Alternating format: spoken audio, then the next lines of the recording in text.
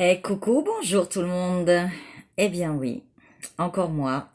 Le jour où vous ne me verrez plus sur les réseaux, c'est soit qu'il y a une coupure générale, soit que c'est la paix et que tout va bien. Alors pourquoi je suis là? Bah, tout simplement parce que ça fait un mois que je suis en observation sur tous les réseaux, les enseignements, les vidéos. J'écoute toute ma clientèle de tout bord, de toute religion. Et je me suis rendu compte que bah, ça va pas du tout dans les couples. Ah non, ça va pas du tout dans les couples.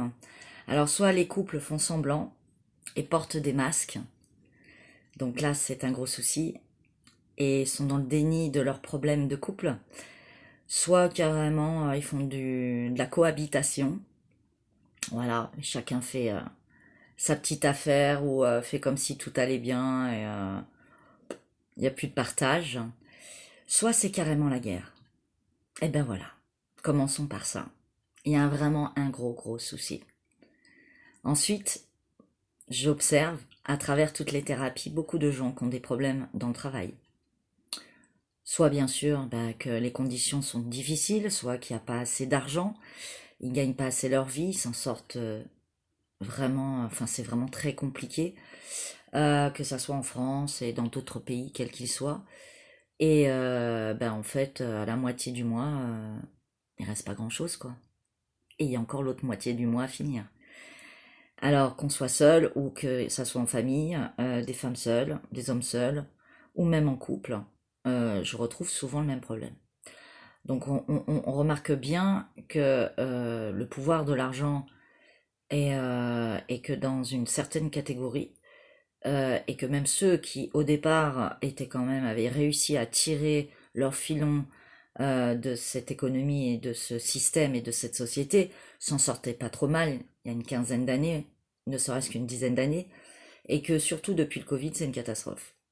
C'est-à-dire que plus de la moitié de la population ne s'en sort plus. Mais alors vraiment, plus du tout. Et est endettée. Voilà, donc ça crée aussi des stress, beaucoup de tiraillements dans les couples, des problèmes liés à l'argent, aux difficultés, aux incompréhensions du système, et on s'en sort jamais, et on travaille toujours plus, pour payer toujours plus, toujours plus. Et puis, ben, il reste pas beaucoup de plaisir, et on se demande pourquoi tout ça. Et ouais, quel est le sens de notre vie? Et c'est là qu'on en vient à la grande fracture de se poser la question, mais qu'est-ce qu'on fait de tout ça? Est-ce que c'est encore valable de rester emprisonné dans tout ce système ou faut-il carrément tout basculer et faire un gros nettoyage, une grande transformation et partir sur une autre optique du visage du monde?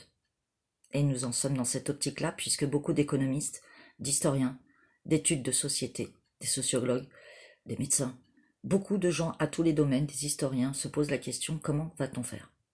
On le sait que il a fallu à chaque fois de grandes guerres ou de grandes révolutions pour que tout change et que ça redynamise le pays, les pays et l'économie.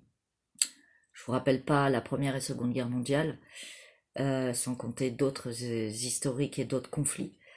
Mais malheureusement, pour que les choses changent, il faut un grand coup de massue. Les derniers grands coups de massue, nous en avons eu, hein, avec beaucoup de manifestations à travers les grèves, mais aussi les gilets jaunes, les convois de la liberté, et puis de grands événements, de grands chaos, de grands tsunamis, de grandes tempêtes, de grandes catastrophes naturelles, et bien sûr des grandes révolutions, des grandes guerres. Et nous avons actuellement tout simplement l'Ukraine et nous avons Israël. N'en arrivons pas encore à ça. Mais avant toute chose, nous sommes toutes et tous responsables de ce chaos, de toutes ces guerres, de tous ces inconforts, de tout ce qui nous arrive. Nous avons dit Amen et oui. Et nous avons alimenté tout ce système. Ça, c'est pour cette analyse. Et je vais même aller plus loin. Le monde est à l'image de qui nous sommes. Ouais, de qui nous sommes. Nous sommes dans une fermeture du cœur. Où est l'amour dans tout ça? Où est la bienveillance?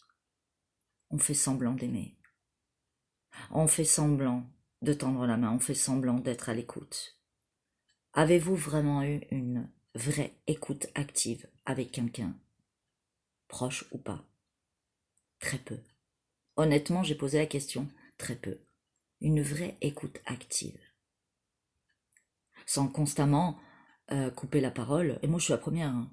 Je suis thérapeute, je suis psychologue, et j'apprends à me reprendre constamment, à être vraiment dans le cœur et la compassion et le partage. Ça fait 2 ans que je me teste, même quand je prends dans mes bras ma patientèle qui me demande: est-ce que je peux aller dans vos bras et vous remercier? Est-ce que vous vous rendez compte de ce qu'une personne qui sort de thérapie me demande? Ah ouais, et des fois je pose la question, elle me dit: on ne me prend plus dans les bras. J'ai même plus souvenir de mes parents. Très peu les maris ou les femmes qui se serrent vraiment, sincèrement, avec un cœur profond, et montrer un vrai amour. On ne voit plus les parents prendre dans leurs bras leurs enfants, leur faire un petit câlin pour qu'ils s'endorment, dans la douceur, sans faire de commentaires, ou dire: ah, plus tard, plus tard.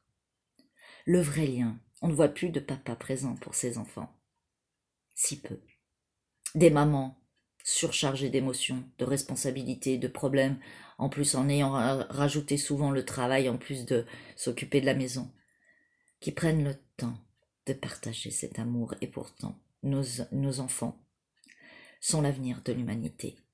Alors si même au sein de notre famille et dans l'éducation des enfants, nous n'apportons pas ce solide acquis de l'amour, de la tendresse, de la paix, quand ces enfants voient que c'est la balaga, que c'est la guerre, que ça crie, que ça se dispute, ou qu'on fait la gueule, excusez-moi mes termes, mais c'est une vérité, je suis dans la simplicité, dans la vérité, qu'est-ce qu'on fait?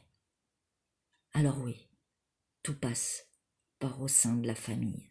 Et l'exemple que nous donnons à nos enfants est toute cette attention et cet amour et cette écoute active, cette patience. Pas à tout céder, à donner de bonnes bases aussi, pas laisser tout faire, mais d'apporter ce solide. À qui? L'amour, la conscience, l'écoute, la communication, la bienveillance et la paix. De l'ordre. Il faut de l'ordre. Dans ce monde, oui, mais l'ordre, cette guerre, elle est dans chaque foyer. Elle n'est pas que sur le terrain avec des armes, avec des casques lourds, des chars. C'est dans les foyers, dans les familles, au sein des familles, les oncles, les cousins, les cousines qui se disputent constamment. Et t'as vu ceci, t'as fait cela. Et t'as vu, et le mariage, et le baptême, et ceci, cela. Oh là là, franchement. Et sans arrêt en train de juger. Sans arrêt en train de rabaisser, même entre copains ou copines. On fait comment? Où est cet amour? Où est cette tendresse? Où est cette écoute, cette bienveillance? Où est cette communication non violente?